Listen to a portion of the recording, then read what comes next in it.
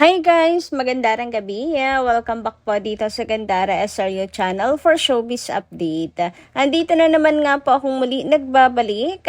Ang nagmamaganda ninyong kachismosang Kim Pao, wala na pong iba. Ang lukaret na si Gandara SRU upang maghatid sa inyo ng latest update and fresh happenings patungkol kina Kim Chiu and Paolo Avellino. And para nga po sa gabing ito, ang tatalakayin naman natin at pag-uusapan ay mayroon pong kinalaman dito sa naging inspirasyon ni Kim Chiu. And syempre yung katotohanan sa likod ng kanyang viral dress. Grabe naman ngayon. So ayan, marami tayong pag-uusapan ngayong gabi.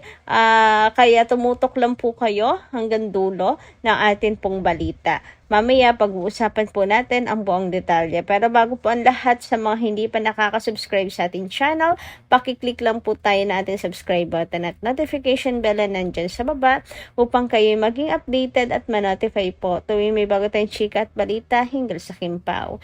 Basta mga balita na may kinalaman kina Kim Chiu and Paolo Avellino, sagot na po natin yan. Ngayon naman, magpasalamat naman tayo sa ating mga taga-subaybay. Bilang pasasalamat, narito ang kanila pong mga comment. So first comment natin mula po kay Lot and Home Hunter. Sabi niya, Miss Gandara, naiinis na si Paolo sa mga bashers.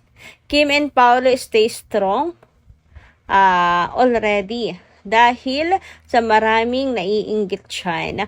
Huwag niyo intindihin yung mga yan. Andyan si God to protect you both all the time.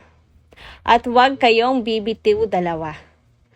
Hawak kamay na mahigpit. Paolo, wag mong bibitawan si Kim at sa mga nakikita ko, wala ka nang makikitang babae na katulad niya.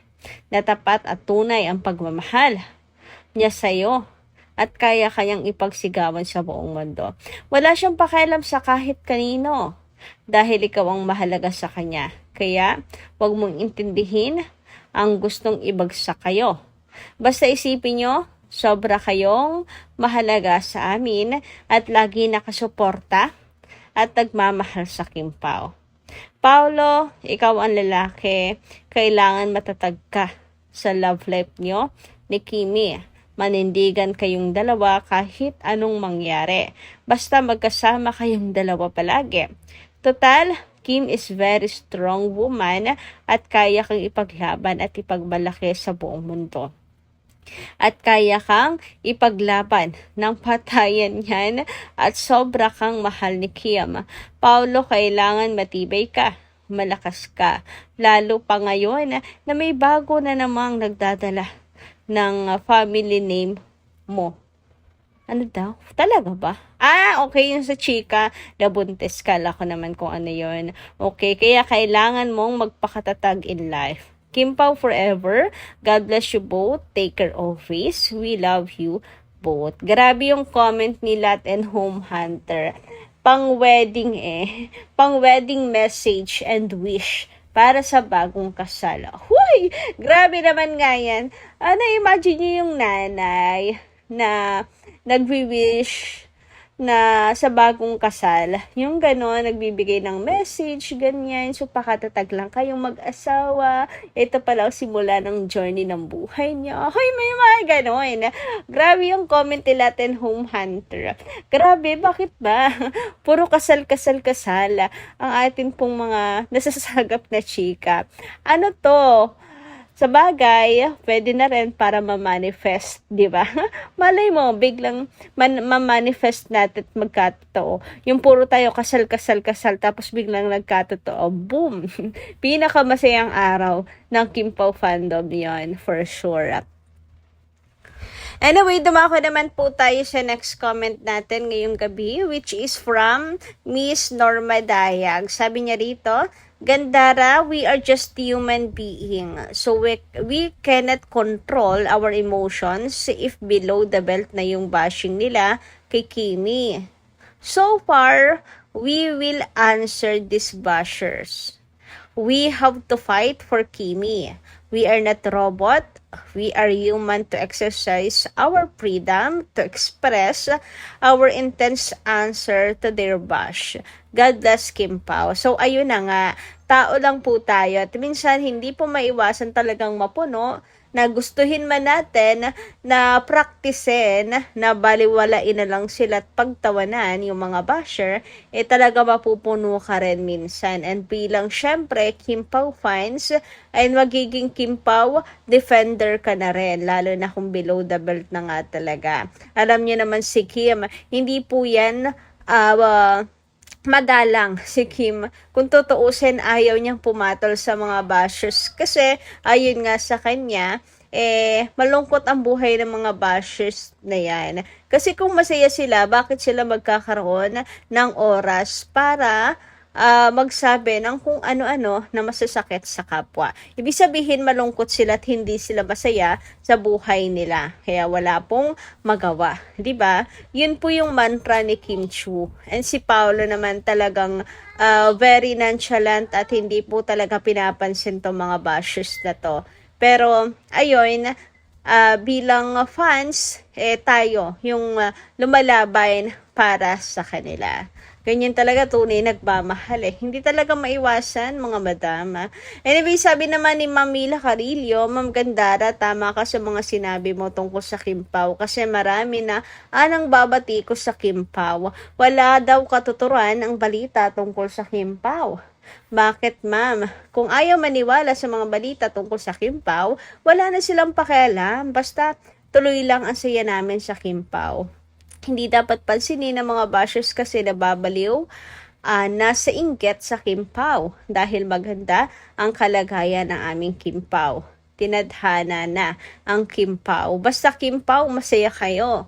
Masaya na rin kami. Hayaan natin ang mga bashers, hindi sila magsasawa sa kakulitan, saka kakaputak. Parang manok na gusto lang nila sirain ang pagmamahala ng Kim Pao. Bakit? Sorry na lang kayo. Basta masaya silang nagtatrabaho. Okay sila kahit saan sila pumunta. Sila na ang nakakaalam sa buhay. Kim Pao, basta tuloy-tuloy lang ang goal. Nandito lang kami sa paligid. Thanks God. Gabayan kayo ng Panginoon. Diyos, ang mga fans, solid senior, laging tapat at tiwala kami sa Kim Pao. Support and blessings lang kami sa Kim Pao. So, ayun na nga. Kung walang katuturan, bakit po sila nakabantay lang din? Lagi sa update sa Kim Pao. Di ba? Wala pa lang katuturan, bakit sila po ay mga nag-aabang? Di ba? Bakit bakit nila pinapatulan? I mean, bakit bawat blessing sa Kim Pao may mga nasasabi sila?